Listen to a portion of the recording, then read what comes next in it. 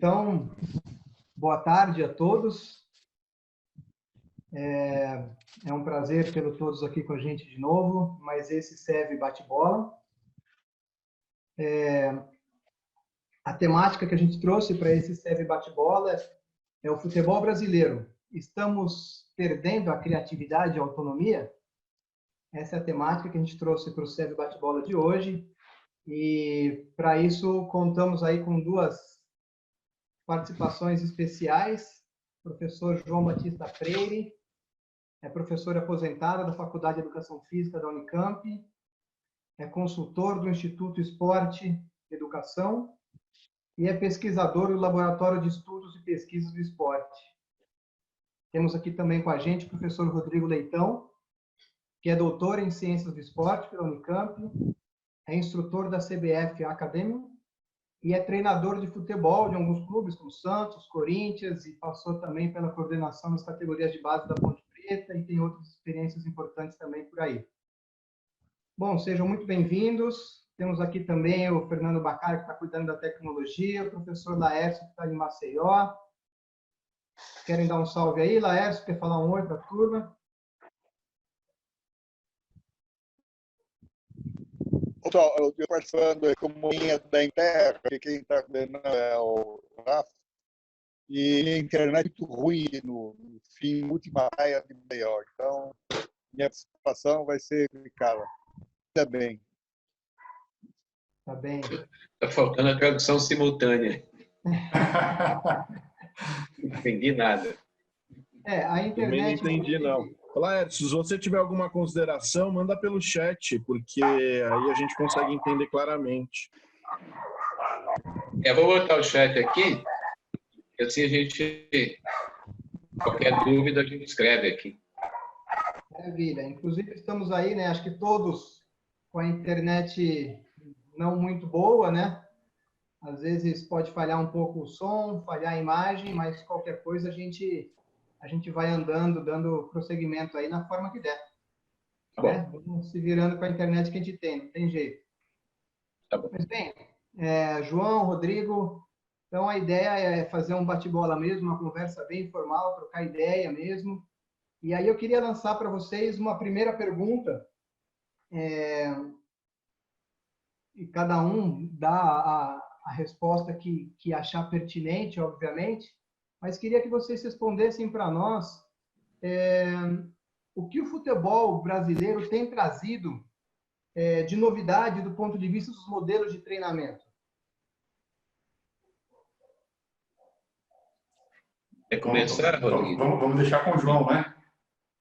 Posso começar. Eu não sei muito sobre isso, mas não sei quase nada sobre isso, mas o que me preocupa no esporte, tanto no esporte como na educação física de maneira geral, é que a gente quer que aconteçam algumas coisas, né, no nosso campo, na nossa área, mas nós nos sentimos bloqueados, limitados, né, impedidos de ir adiante, porque a gente não compreende o conceito, não compreende a coisa, né? Então, nós achamos muito bonito dizer que os jogadores têm que ter criatividade, os jogadores têm que ter autonomia.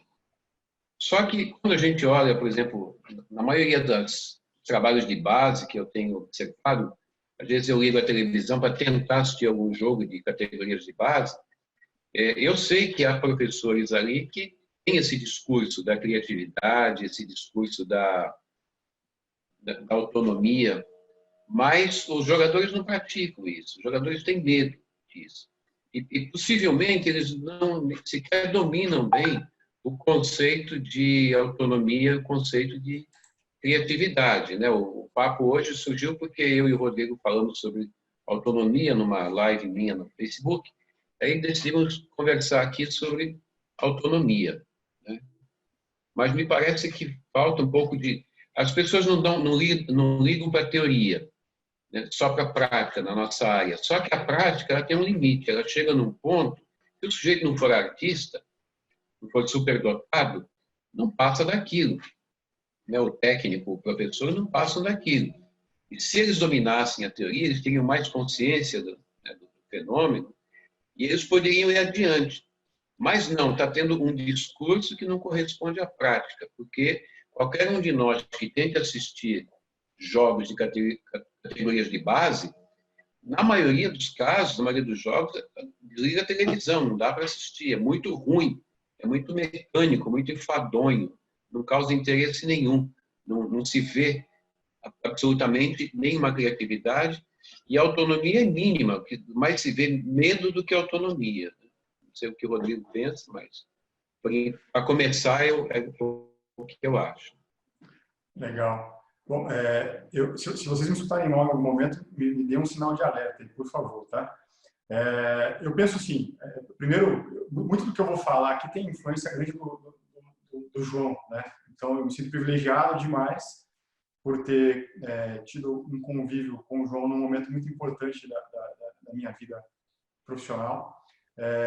O João, com mais alguns outros professores, pesquisadores, pedagogos e pessoas de áreas diferentes me ajudaram, me influenciaram muito. E o João, quer dizer, muito do que eu vou falar aqui agora, eu imagino que eu só posso, primeiro, se errar, pedir para o João me corrigir. Segundo, se acertar, né, dizer que eu devo muitas das coisas que têm acontecido comigo na prática, no dia a dia, as ideias, as trocas de informação, ao aprendizado constante que eu tive a oportunidade de ter com o João. Então, pensando em futebol, porque eu tentei me preparar muito para o futebol e tentar responder a tua pergunta, né, Rafael?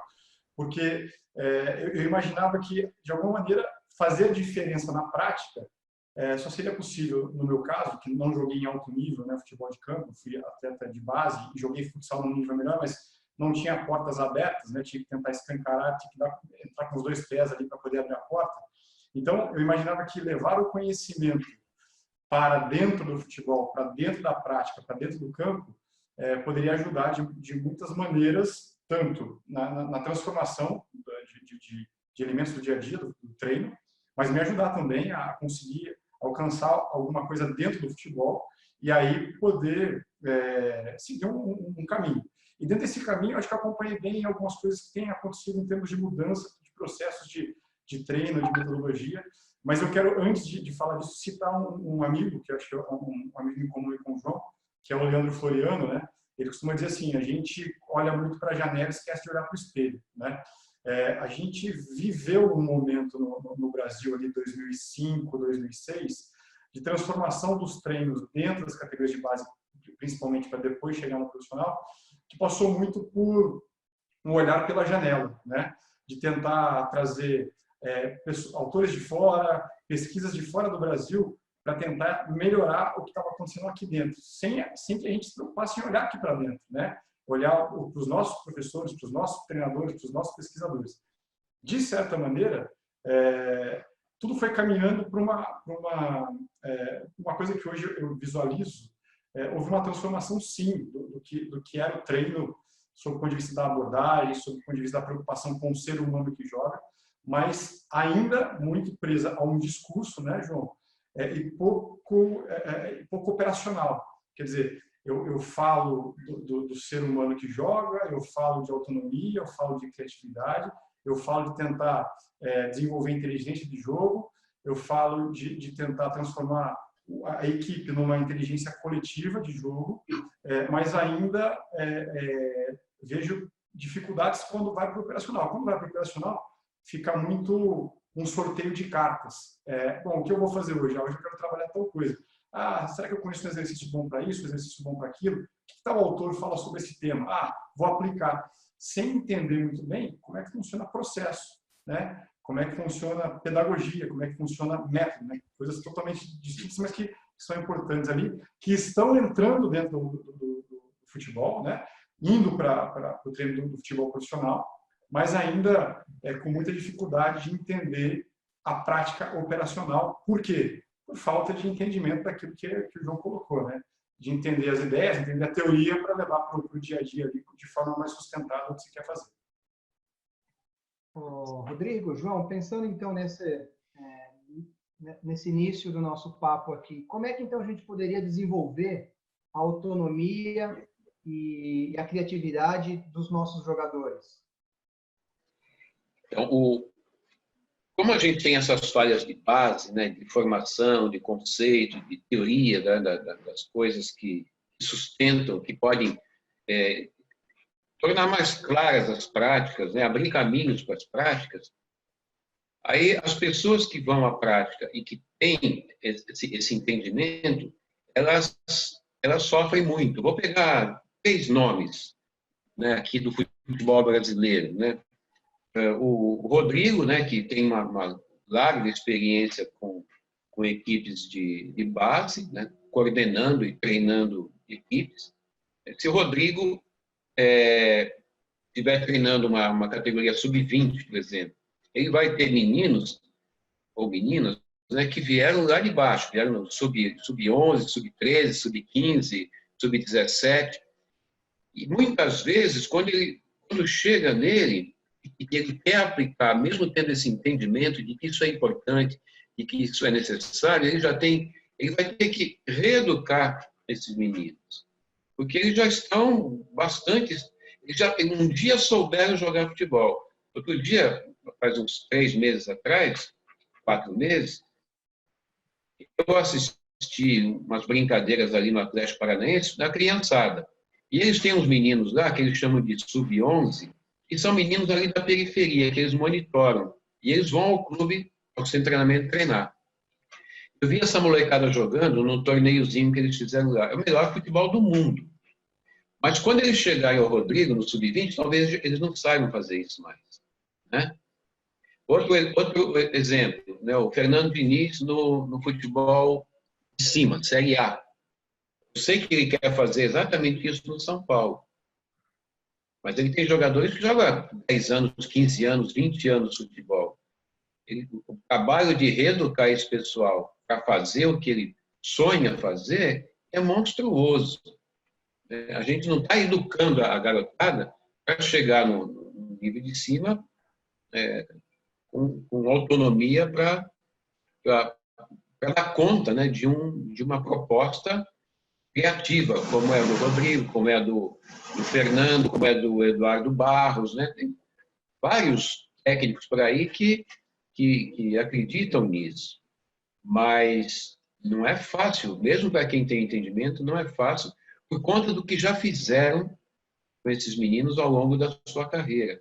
Você não, quer dizer, há muito mais medo do que autonomia, há muito mais não tomar gols do que fazer gols, muito mais não perder do que ganhar, né? Muito mais defesa do que ataque. O futebol já é um esporte defensivo, a gente queira ou não, né? Então, se imagina uma equipe ataca 80, 90 vezes, faz 2 gols, faz 4%, 5% dos ataques. A defesa prevalece quase sempre. A gente está lidando com um esporte onde o gol é quase impossível. Ele foi feito para tornar o gol quase impossível. Por isso, tanta alegria quando se faz um gol. Né? Ora, num esporte que já é defensivo, pela sua estrutura, onde o gol é quase impossível, seria óbvio que nós teríamos que ser criativos para fazer gols. Mas essa obviedade não é levada, não é compreendida teoricamente e não é levada à prática.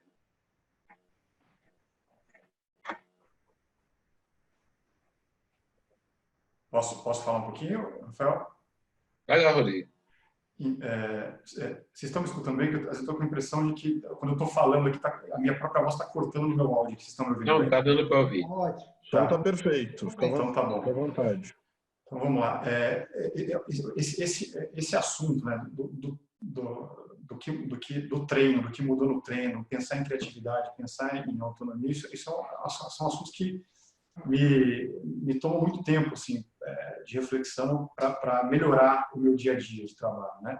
Porque olha só que coisa interessante, a gente pensando muitas vezes num discurso, nós treinadores de autonomia, de liberdade, né? A gente cria uma série de coisas dentro do contexto de jogo coletivo que acabam às vezes tolindo demais, né?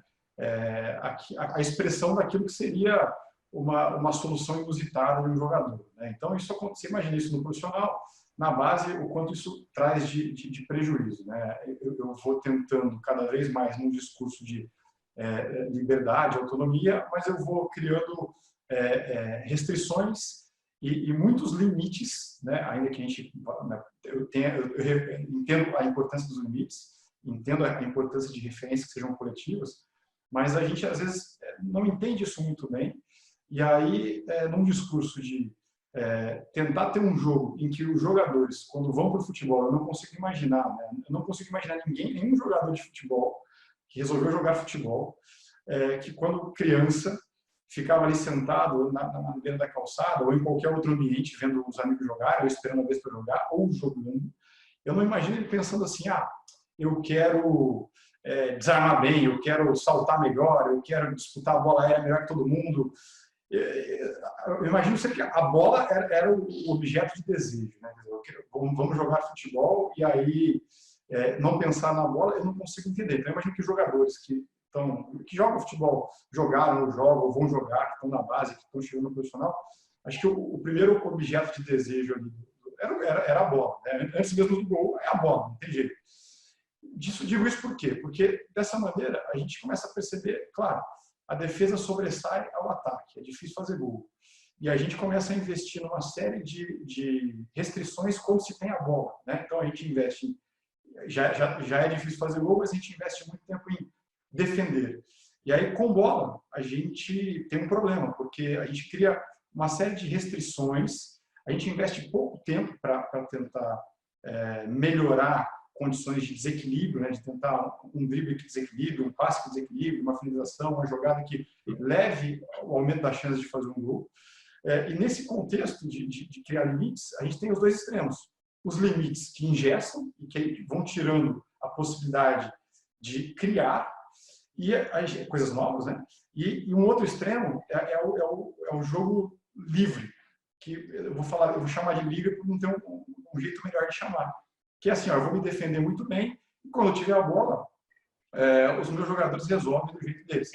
Só que o futebol mudou de certa maneira, porque esse investimento todo em defesa, das categorias de base até o profissional, foram desensinando, essa palavra não existe, né? Mas desensinando o meu jogador a jogar com bola. Ou seja, quando eu pensava em eu vou defender bem e depois vou dar a bola para eles resolverem na frente, eu comecei a ter um problema, porque já não dava mais para resolver, para enfrentar defesas que estavam congestionando espaço, que tinham pressão de tempo, que colocavam vários jogadores na cobertura. Quer dizer, eu não me preparei para ensinar melhor o jogador a se desenvolver para atacar. E aí eu volto para o outro extremo. Mas como é que eu faço isso sem dar limites que tirem uma liberdade que é fundamental para a gente poder criar, né? E ter autonomia para fazer coisas que vão gerar soluções, né? João, né, Rafael? Porque, e aí, para não me alongar demais, aí eu penso muito assim, os treinadores eles não olham para o jogador, o indivíduo que joga.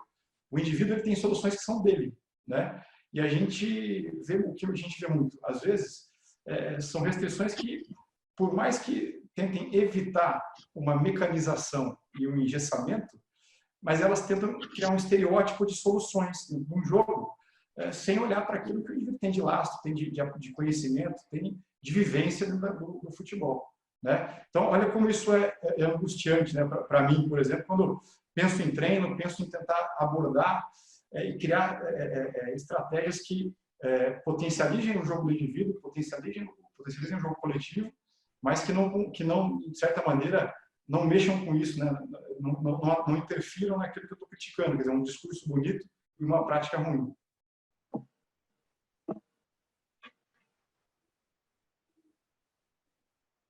Me ouviram? Rafa, Bem, deixa eu aproveitar.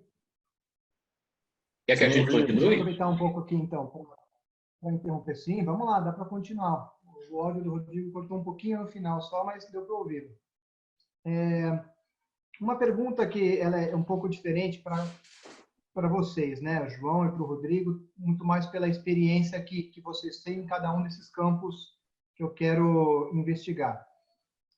João, pensando do ponto de vista mais acadêmico, da formação acadêmica, da formação desses profissionais, que vão chegar a ocupar esses cargos, como o Rodrigo ocupou, como o Leandro, como o Bruno, como tantos outros que a gente conhece, estão ocupando atualmente nas categorias de base e no futebol profissional, como do ponto de vista da formação acadêmica, como propor uma formação que esteja mais voltada a esse futebol que a gente prioriza aqui.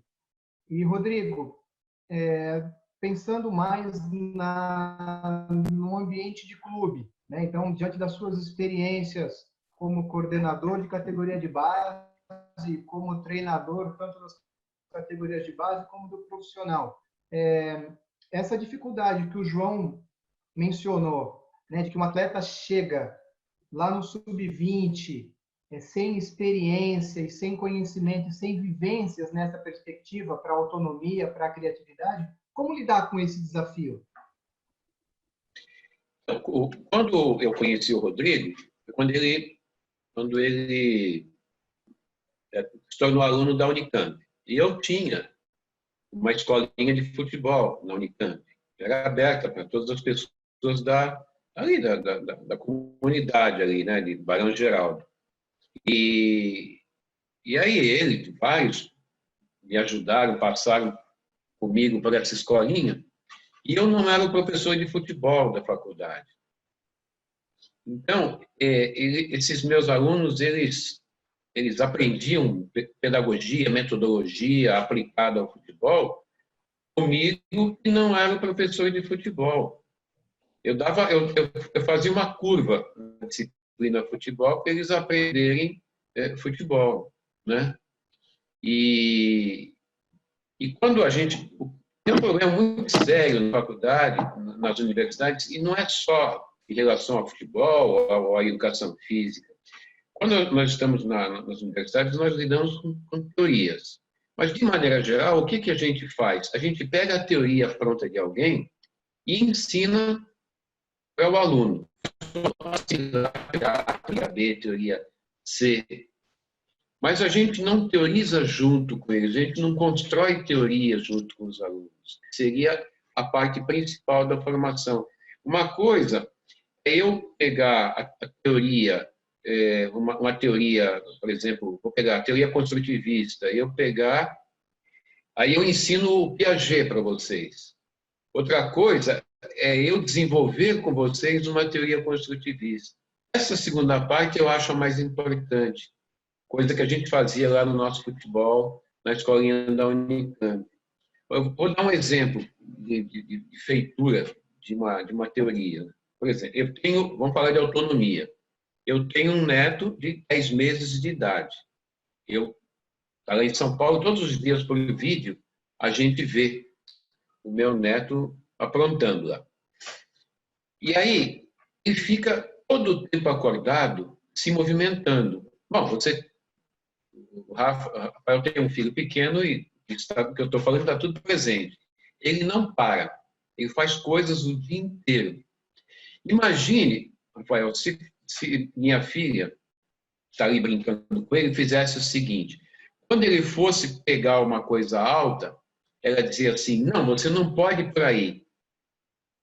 Você tem que ir bem por aqui, agarrava ele para fazer ele por aqui. Agora fica em pé, agora estende a mão direita, não a esquerda, abre a mão, segura, traz para você, volta por aqui e vem para cá para o meu colo. Ou ela dissesse assim: não, é mais fácil eu pegar para você, você não pega.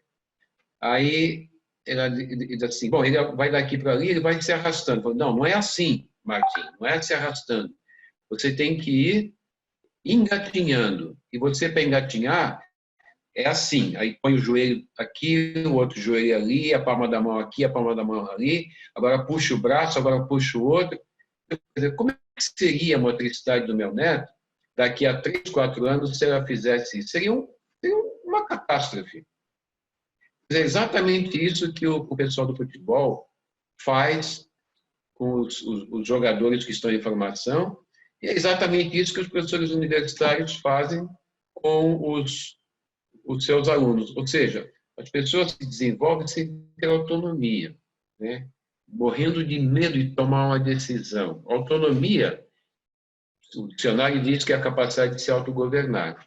Trocando em miúdos, a autonomia é essa capacidade que a gente tem de escolher entre opções aquela que é a melhor para aquela situação em função das circunstâncias das outras pessoas. Por exemplo, o presidente da República, ele disse ontem que ninguém vai impedi-lo de ir ou de vir, que ele tem direito de andar no meio das pessoas. E foi lá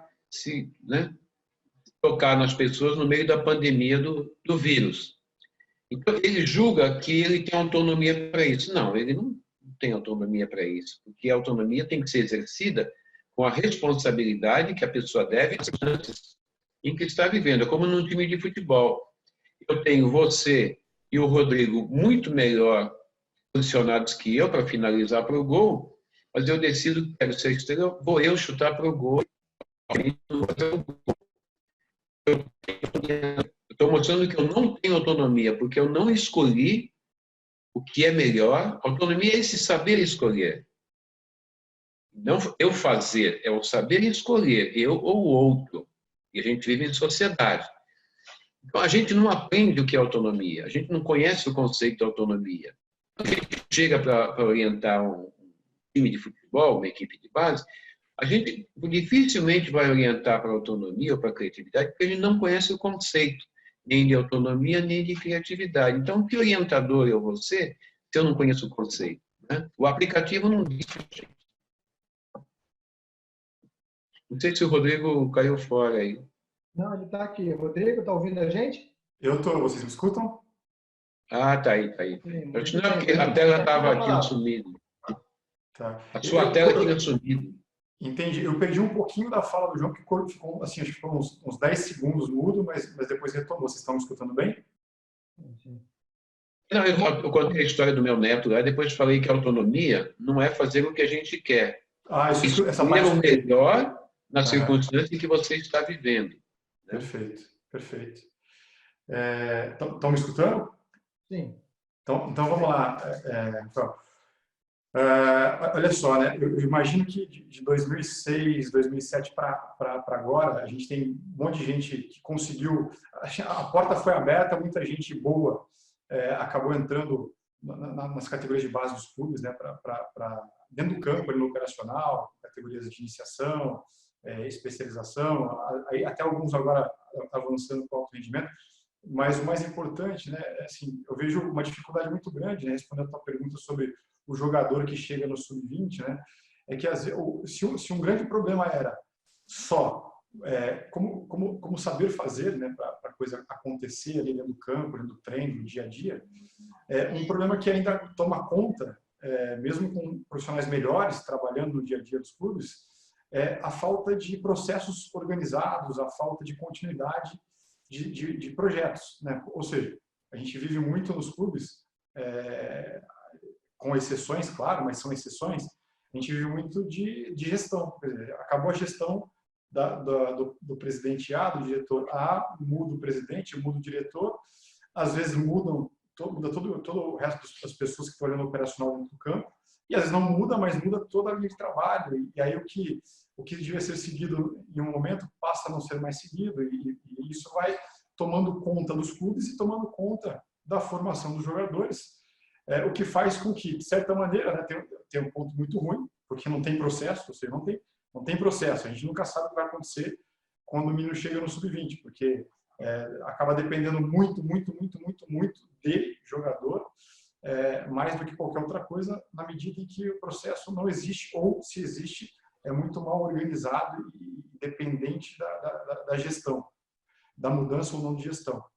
Mas também, aí tem um outro ponto, né, que eu percebo uma coisa interessante que acontece. Como, às vezes, esse processo fica nebuloso ou não existe, os jogadores que vão resistindo ao longo dos anos, né, e chegando ali perto do 20, do sub-23, são jogadores que conseguiram, né, João, criar soluções próprias para as coisas, porque perceberam o seguinte: bom, do jeito que estão falando aqui hoje é um caminho, amanhã é outro, eu não sei bem qual é o caminho, quer dizer, eu vou criar as minhas soluções aqui, É claro que isso gera uma deficiência muito grande em uma série de coisas dentro do processo, não tenho dúvida, mas acho isso uma coisa interessante que acontece, né? Muitos jogadores que vão ficando no processo, na ausência dele, ele acaba superando as dificuldades ano a ano de formas diferentes e vai, junto com os seus amigos ali, junto com os seus companheiros de categoria, criando alternativas de desenvolvimento. Mas é claro, isso tem um limite, né? Se não tem processo, isso tem um limite. E a distância entre o que se tem atingido e o limite, ela é muito grande.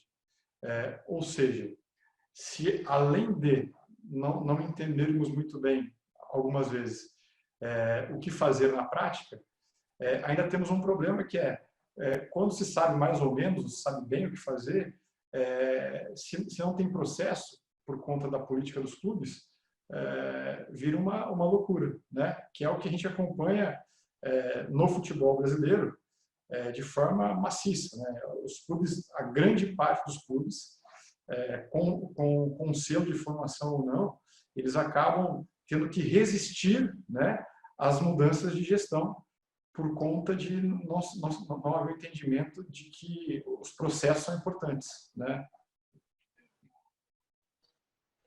Não sei se respondi a tua pergunta, né?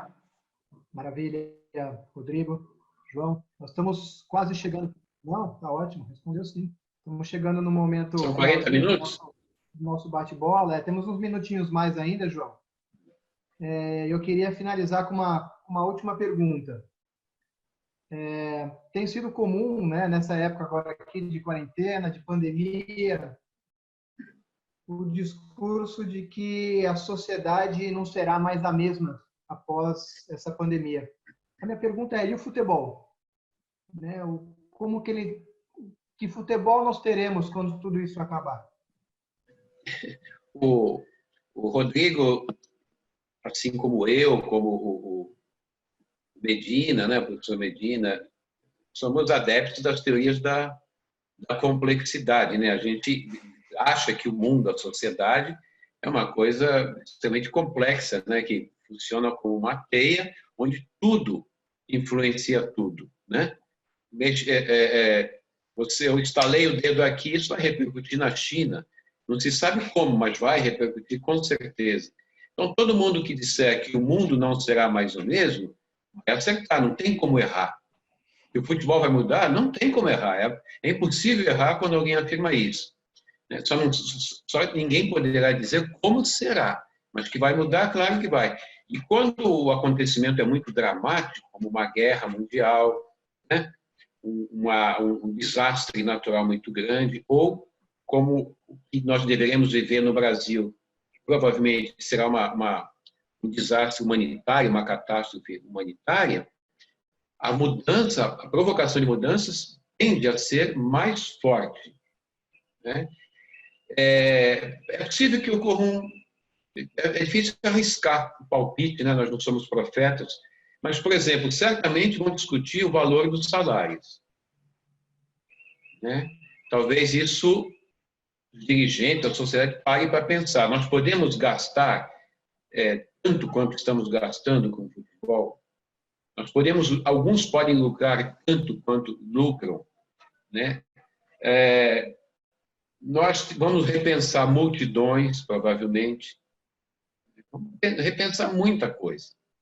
Certamente, com o ajuntamento de gente em cidade, ajuntamento de gente em estádios, ajuntamento de gente em shows, com o ajuntamento de monoculturas e de animais, etc., esse ambiente é muito favorável ao ataque de bactérias, de vírus. Chegou São Paulino. Aí, isso é muito favorável. Tudo isso vai ter que ser repensado, né? Mas eu não arriscaria mais nada além disso, porque eu só sei dizer que vai ter mudança para isso. Bom, eu tenho uma expectativa de que, bom, a gente enxerga muito, se o tema é criatividade e autonomia, né? Eu acho que eu particularmente penso que é uma oportunidade agora, a gente tem visto, né, os colegas, aqui a família, as conversas com as pessoas agora de uma outra maneira, né, à distância, com essas videoconferências, mas a gente vê as pessoas com mais dificuldade ou com menos dificuldade, mas tentando encontrar novas soluções para os problemas novos, para os problemas atuais. Algumas com muita dificuldade para conseguir soluções novas, outras com soluções muito criativas para, dentro da sua dificuldade, criar possibilidade de resolver os seus problemas. E eu tenho a expectativa de que isso aconteça no futebol, né? Que a gente consiga, de uma forma criativa, enxergar os problemas do passado e os novos problemas de um jeito diferente, que nos permita observar outras possibilidades, outras soluções, que a gente não sei porquê, né? A gente resiste muito, a gente resiste demais a novas soluções, a novas ideias, mas quando a nós é imposto certas coisas, certas barreiras, certos limites, a gente tem que dar um jeito, né? E aí, quando a gente tem que dar um jeito, a gente começa a escutar mais e a observar melhor as coisas. Então, eu tenho a expectativa de que isso aconteça dentro do futebol. Dentro do futebol das quatro linhas, dentro do futebol espetáculo, dentro do futebol como eu vou chamar de ferramenta, mas não era a palavra que eu queria usar, mas como uma ferramenta de tamanha importância como não só para o Brasil, dentro do Brasil, né, na sociedade, na cultura, mas em diversos países do mundo afora. E aí uma coisa que aprendi com o João lá, né, no começo, né, bem lá atrás, logo no começo da graduação, né?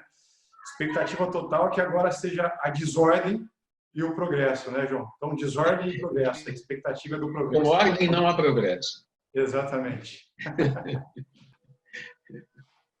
E só mais uma coisa, uma pena que já terminou, né? Porque agora que a gente está ficando à vontade, essa internet que não ajuda, eu imagino, né? Um monte de gente conectando ao mesmo tempo, enfim. Mas uma pena ter cortado, pelo menos para mim cortou algumas vezes aqui, e uma pena ter passado tão rápido. O Rodrigo tem mais experiência que eu, né, nesse mundo do futebol profissional. Eu acompanho mais à distância e mais graças aos meus alunos, mas a gente tem uma conversa sobre o que eu chamo de futebol de rua, o que eu chamo de esse fenômeno do futebol de rua brasileiro, que gerou esse futebol arte que a gente teve e que as pessoas menosprezam tanto, dizendo que é saudosismo. Eu queria que a gente conversasse para mostrar que é ciência. Há uma teoria possível aí, há uma ciência possível em cima disso, que pode nos ajudar, pode ajudar esses jovens que estão hoje com categorias de base, a se encorajarem mais a fazer o que o Rodrigo falou, olhar para o espelho. Às vezes, a solução do futebol brasileiro ela está dentro de casa, e a gente está buscando fora de casa, mas ela está dentro de casa, porque alguns ele só pode jogar bem jogando como brasileiro. E a gente não está percebendo isso, mas tem algumas pessoas estudando isso, pensando isso. Seria legal trocar com o Rodrigo a conversa sobre esse tema aí. Agradeço a oportunidade, né, Rafael, e também, acima de tudo, ao João, por conta, o João não pela oportunidade agora, não por essa conversa também, mas, acima de tudo, por tudo, né, João?